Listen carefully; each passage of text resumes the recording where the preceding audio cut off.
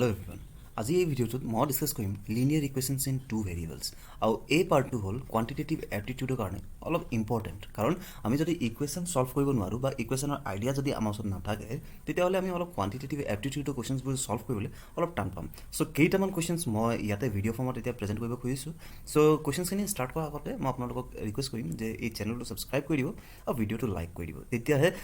মোৰ motivation towards promoting education বাঢ়ি গৈ থাকিব okay let us start so' linear equations in two variables বুলি যিটো কোৱা হ'ল প্ৰথমে আমি টপিকটো চাই লওঁ তাৰপিছত আমি কুৱেশ্যনছবোৰ ছল্ভ কৰিবলৈ ষ্টাৰ্ট কৰিম চ' ইকুৱেশ্যন বুলি কোৱাৰ লগে লগে আমি এটা বস্তু এনেকৈ বুজিব লাগিব যে কিবা এটা equal to the next part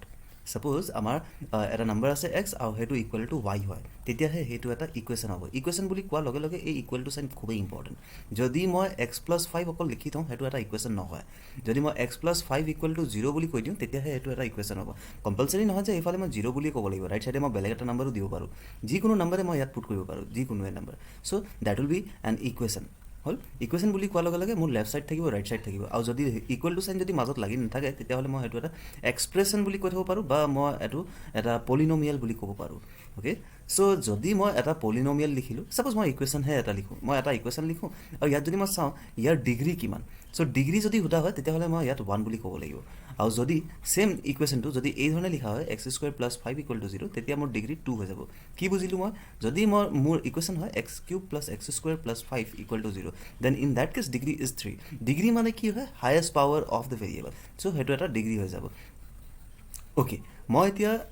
suppose এই ইকুৱেশ্যনটোৱে কনচিডাৰ কৰোঁ এই ইকুৱেশ্যনটোত মোৰ ভেৰিয়েবল কোনকেইটা অকল এক্স ইয়াত মোৰ অকল এটাই ভেৰিয়েবল আছে ছাপ'জ মই x square plus Y square equal to five বুলি যদি লিখোঁ তেতিয়াহ'লে মোৰ ওচৰত থাকিব দুটা ভেৰিয়েবল হ'ল চ' আমাৰ কুৱেশ্যনত কোৱা হৈছে যে লিনিয়াৰ ইকুৱেশ্যন লিনিয়াৰ ৱৰ্ডটো ইউজ কৰাৰ লগে লগে মোৰ ডিগ্ৰী 1 হ'ব লাগিব যিহেতু আমি এতিয়া ডিছকাছ কৰিলোৱে যে x square plus five equal two যদি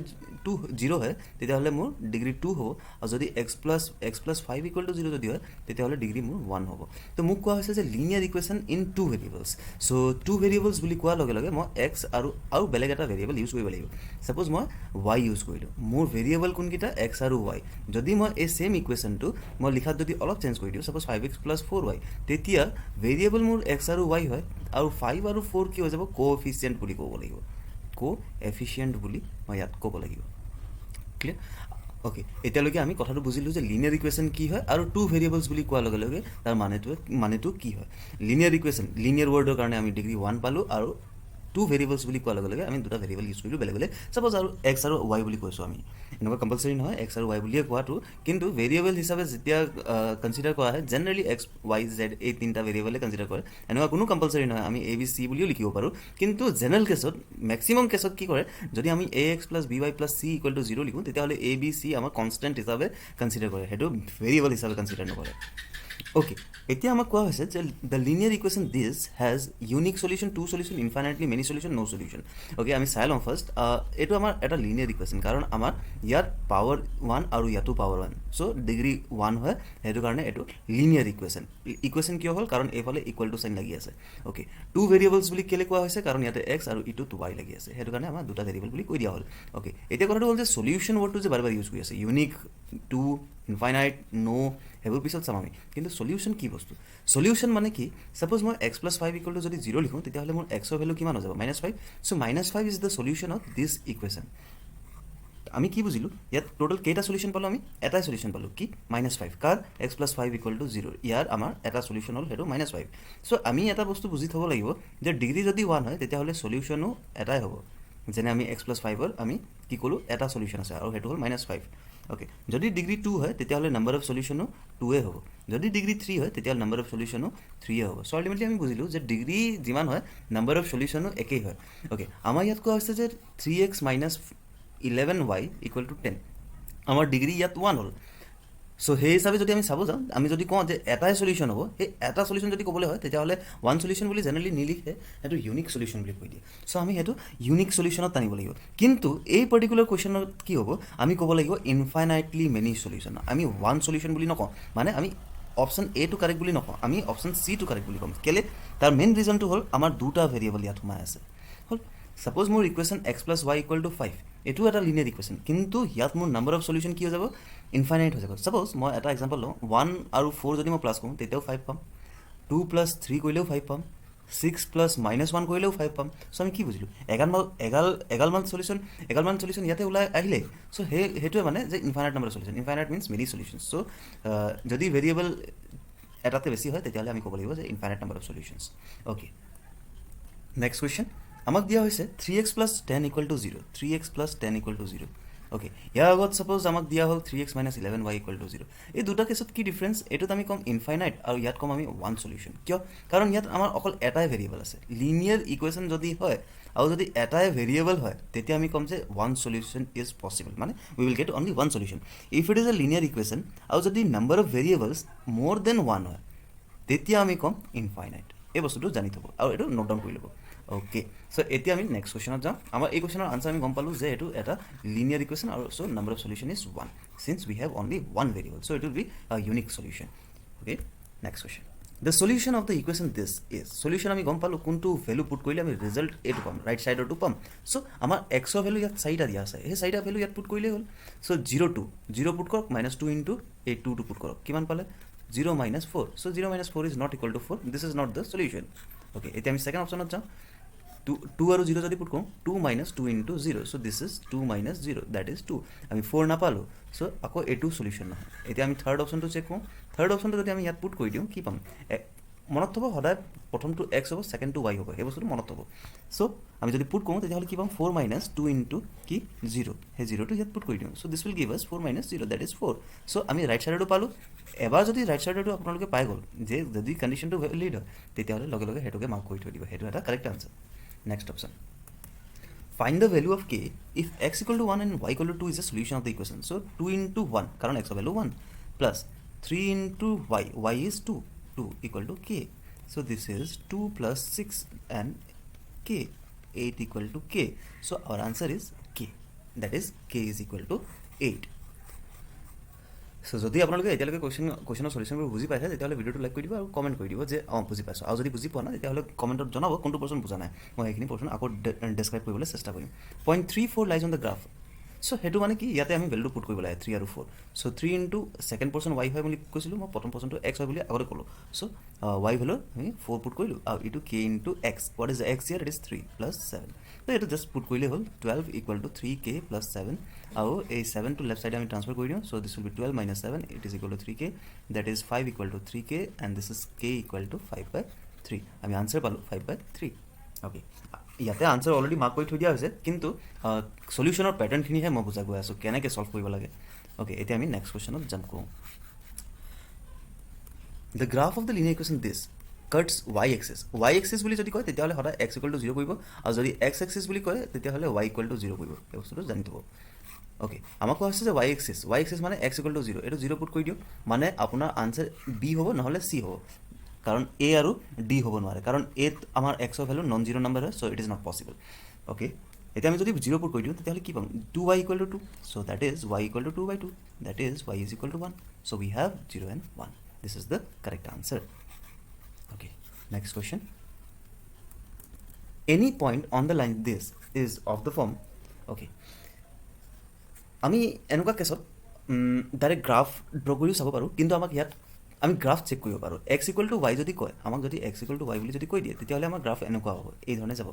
চ' আমাক যিহেতু ইয়াতে গ্ৰাফ খোজা নাই, আমি ডাইৰেক্টলি কি কৰিম, x ইকুৱেল টু y বুলি কৈছেতো, তেতিয়াহ'লে আমি এই ধৰণে মাৰ্ক কৰি থৈ দিম, কাৰণ x ইকুৱেল টু k হয়, y ইকুৱেল টু k হয়, তো দুইটা ইকুৱেল হ'ল। ইয়াত চাওকচোন, x ইকুৱেল টু k হয়, y ইকুৱেল টু 0 হয়, দুইটা ইকুৱেল হয় জানো, নহয় ন, ইয়াতো দুইটা ইকুৱেল নহয়। চ' এইটো আমি মাৰ্ক নকৰোঁ, এইটো মাৰ্ক নকৰোঁ, এইটো মাৰ্ক নকৰোঁ, এইটো মাৰ্ক কৰিম। এইটোত চব k আৰু মাইনাছ k আছিল, কিন্তু চাইন অপজিট হোৱাৰ কাৰণে এইটো পচিবল নহ'ল, নহ'লে নাম্বাৰ দুইটা ইকুৱেলেই আছিল। Okay,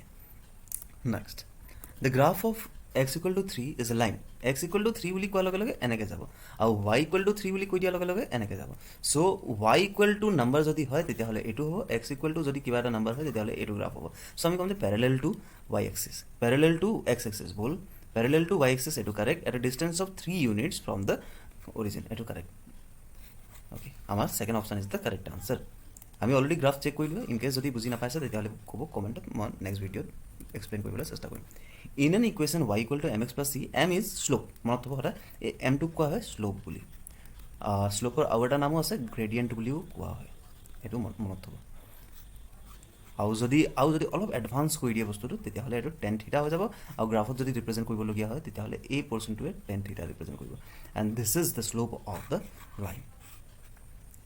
okay next option if x and y are both positive solutions of this equation always lies in the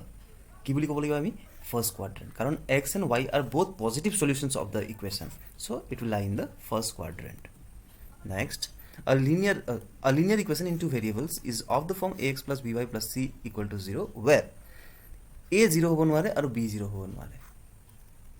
এই দুটা 0 হ'ব নোৱাৰে বাকি c 0 হ'ব পাৰে প্ৰব্লেম নাই কাৰণ যদি a 0 হৈ যায় তেতিয়াহ'লে এইটো নাইকিয়া হৈ গ'ল তেতিয়াতো b by plus c হৈ যাব so one variable হৈ যাব সেইকাৰণে এইটো দুটা 0 হ'ব নোৱাৰে any point on the line x axis of the form x axis ত যদি থাকে x থাকিবই কিন্তু y নাথাকে 0 হ'ব so this is x equal to 0 x, 0 any point on y axis বুলি কওঁতে x 0 হ'ব so b is the correct answer next a linear equation 2x minus 5y equal to 7 has infinite solution আমি চালো already যে দুটা variable যদি লাগি থাকে তেতিয়াহ'লে ইনফাইনাইট সলিউশ্যন বুলি আমি কম ইয়াতো আমাৰ দুটা ভেৰিয়েবল লাগি আছে so it has infinite solution the graph of the linear equation 2x plus 3y equal to 6 cuts y axis বুলি কৈছে so x equal to 0 হৈ যাব so 2 into 0 plus 3y equal to 6 that is y equal to 2 আমি কম 0 আৰু 2 next question number 17 the equation this has unique solution if x and y are has unique solution if x and y are natural number বুলি কোৱা হৈছে next question এটা হ'ল the point of the form this always lies on এই ধৰণৰ graph তেতিয়াহ'লে আমি ক'ব লাগিব এই second গ্ৰাফটো next okay next question if we multiply or divide both the sides of a linear equation with the same number or non-zero number then the solution of the linear equation will remain the same it will not change এটা মনত ৰাখক if 2 0 is a solution of the linear equation this then what is the value of k so another type of question আমি অলপ দি আগতে কৰিলো so 2 into 2 plus 3 into 0 equal to k so this is 4 plus 0 ইয়াৰ কাম নাই so this is k so our value হ'ব 4 which of the following solutions which of the following is the equation of the line parallel to y axis যদি হয় তেতিয়াহ'লে right সাইডে থাকিব পাৰে বা লেফট সাইডে থাকিব পাৰে so আমি কৈছিলো যে x equal to constant so x equal to constant কোনটো আমাৰ এইটো okay next question any point of the form a and minus a always lie on the graph of the equation actually এই দুটা আমি যদি পুট কৰি দিওঁ ইয়াত আমি ৰাইট সাইডটো পাওঁ নে নাপাওঁ সেইটো আমি চাবলৈ আমাৰ x ৰ ভ্যালু কিমান a so a equal to minus a হ'ব নোৱাৰে so এইটো নহয় y ভ্যালু কিমান আমাৰ minus a so minus a equal to a হ'ব নোৱাৰে কোনটো a ৰাইট সাইডটো ইকুৱেল নহয় so এইটো নহ'ব next এইটো সব a equal to minus a হ'ব জানো নহয় so this is not possible এতিয়া সব x plus y equal to 0 হয় নে নহয় চেক কৰিব দিছে a plus minus a so let us see whether it is possible or not okay আমি 0 পালো মানে রাইট সাইড টু পালো so it is possible next question the graph of the equation this cuts x axis at the point okay এই কোৱেশ্চনটো আপোনালোকে try কৰক কাৰণ এনেকুৱা টাইপৰ কোৱেশ্চন আমি কৰিলো x axis বুলি কোৱা হৈছে so y equal to 0 হ'ব a y equal to 0 টো ইয়াত পুট কৰি দিব so আপোনালোকে আনসাৰ পাই যাব next question how many linear equations in x and y can be satisfied in this part so ইয়াত আমি ক'ব লাগিব infinitely many এনেকুৱা টাইপৰ ফৰ্মেটত আপোনালোকে infinite বুলি ক'ব x equal to constant y equal to constant যদি হয় তেতিয়াহ'লে আপোনালোকে এইটো infinite বুলি ক'ব next question cost of the notebook x exceeds x বুলি কৈছে x exceeds minus twice the cost of notebook y is 10 হৈ গ'ল ইমানে so a minus a 10 to left side লৈ x minus 2y minus 10 equal to 0 ইয়াত times বুলি কোৱা হৈছে যে সেইকাৰণে আমি twice বুলি কোৱা হৈছে যে সেইকাৰণে আমি ইয়াত 2 ইউজ কৰিলো next question if x represents the age of father okay and y represents the age of son then the statement for the present age of father is present age of father আমি কৈছো x represents the father y represents the son so present age of father is father মানে father কি বুলি কৈছো x is বুলি কোৱাৰ লগে লগে হৰা equal to বহাব 5 more 5 plus then 6 times 6 into what the age of son কি হয় y so this is x equal to 6y plus 5 so we have the answer question number 27 অত equation of a line passing through the origin is origin দি যদি pass হয় তেতিয়াহ'লে ইয়াত 0 0 put কৰিলে right সাইডটো আহিব লাগে সো নাহিল ইয়াত 0 plus 0 is not 1 so this is correct incorrect 0 equal to এটো নহব কাৰণ -4 এটা লাগি আছে 0 plus 0 is equal to 0 so this is possible third option is the correct answer last two নহব 0 equal to 0 minus 1 হ'ব নোৱাৰে next question the condition for the equation this represents a linear equation in two variables is last option to হ'ব correct answer কাৰণ আমাৰ constant কিটা 0 হ'ব নোৱাৰে the maximum number of points that lie on the graph of the linear equation in two variables is infinite কারণ number of points আমি কেতিয়াও counting কৰিব নোৱাৰো straight line passing through the points this has equation আমি ইয়াত এটা pattern চাব লাগিব যে নাম্বাৰকেইটা প্লাছ কৰিলে কিমান পাম আমি প্লাছ কৰিলে আমি 0 পাইছোঁ ইয়াতো আমি 0 পাইছোঁ ইয়াতো আমি 0 পাইছোঁ চ' প্লাছ কৰিলে 0 পাব লাগিব so' this is the correct answer so' guys ইয়াতে আমি টোটেল 30 কুৱেশ্যনছ ডিছকাছ কৰিলোঁ ইন কেছ যদি কিবা ডাউট তথাপি থাকি গ'ল কমেণ্ট কৰি ডেফিনেটলি জনাব মই এটা পৰ্চন ক্লিয়াৰ কৰিবলৈ চেষ্টা কৰিম থেংক ইউ ভেৰি মাছ আকৌ লগ পাম নেক্সট ভিডিঅ'ত কিন্তু চেনেলটো প্লিজ ছাবস্ক্ৰাইব কৰি দিব থেংক ইউ